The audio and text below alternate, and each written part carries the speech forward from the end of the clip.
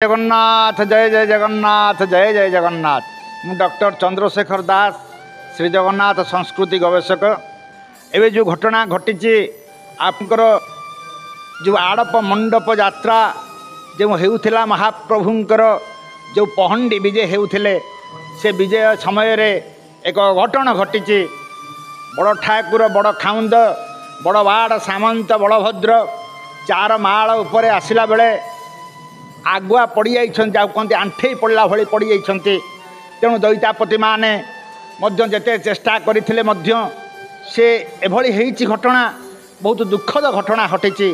शास्त्र कहते मूर वैरण एतेस्य जगदादस्य भूपते भद्रायांश बलवापि प्रमादात् पतनं जदि महाभयं नृपस्यापि राजस्यापि भवेत् ध्रुवं दुर्भिक्षं मरणं चैव जायते च पुनः पुनः श्रीपते पतनं जावन जैसे चा महिषे नृपः अतः शांति तदा कुर्यात् विष्णु प्राणन हे तवे। अर्थात स्कंद पुराण रे वर्णना करा जायछि हे राजा जदि असावधानता जोगु जगन्नाथ बलभद्र सुभद्रा तले पड़ जाती किंबा चार माल उपरे खसी पड़ती बा गोटे पट को गड़िकी पड़ जाती ताहले राज्य रे महा अनिष्ट घटिब दुर्भिक्ष पड़ब महामारी हेब एवं ठाकुर पड़गले राणींकर अपमृत्यु हेब बोली वर्णना रही।